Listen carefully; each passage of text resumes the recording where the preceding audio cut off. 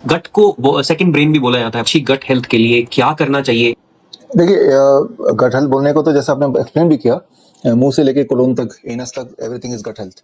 तो वो प्रॉब्लम पे निर्भर करता है। मान लो किसी को पाइल्स है तो भी गट हेल्थ बोलेंगे इसको, किसी को पेट में अल्सर है उसे गट हेल्थ बोलेंगे, किसी को ओरल कैंसर उसे भी गट हेल्थ बोलेंगे, किसी को इंडाइजेशन है वो भी गट हेल्थ बोलेंगे, किसी को कॉन्स्टिपेशन है तो वो भी गट हेल्थ हो गया। तो ये पूरा एंटायरली डिफरेंट अलग अलग तरह की बीमारियां, लेकिन सब गट के दायरे में आती हैं।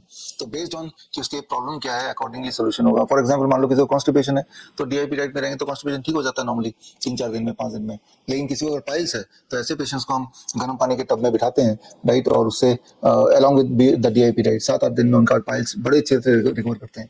मान लो अगर हम बोलते हैं कि माउथ में अल्सर है या पेट में अल्सर है, अगर अल्सर है या छाले कहीं भी है या ट्यूमरस ग्रोथ कहीं भी है, कहीं पे खून आ रहा है, तो ऐसे पेशेंट को हम बोलते हैं कि be on raw 100%, no cook food, right. DIP diet minus plate 2 इसे हम बोलते हैं। तब तक जब तक कि वो सिम्टम ना चले जाए। अल्सर है तो उसका जो जलन चला जाएगा, खून निकल रहा है कफ में तो वो खून निकलना बंद हो जाएगा। कई पेशेंट का मुंह ही नहीं खुलता, अंदर ऐसे छाले पड़ जाते हैं तो मुंह खुलने लगेगा, वो इन्फ्लेमेशन गायब हो जाएगी। तो कंप्लीटली रॉ। और गट हेल्थ का मतलब मान लो किसी को इंडाइजेशन है, पेट में दर्द है, ये भी गट हेल्थ है। ऐसे लोगों को हम बोलते हैं कि एक दिन के लिए 24 घंटे के लिए be on 24 hour coconut water fasting. सिर्फ एक दिन के लिए कुछ नहीं खाना है, पानी पीना है और नारियल पानी पूरे दिन भर में 7-8 ग्लास पी लेना है। Give a rest to your stomach for 1 day for 24 hours. तो आप देखिए कि मैंने आपको थोड़ा वेराइटी दिया।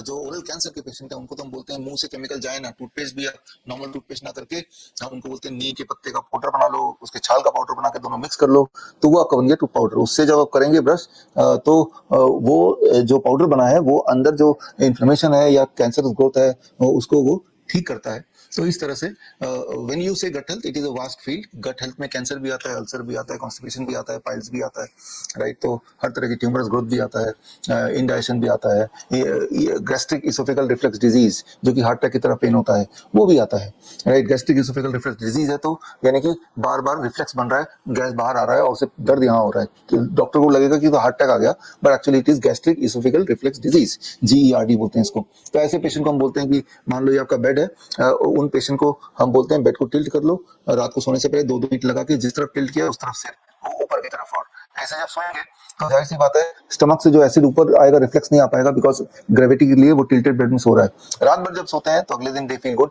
If they feel good then we say do it every day.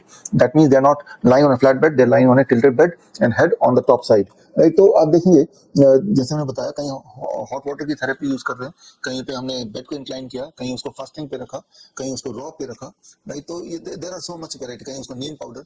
So this all comes under gut health.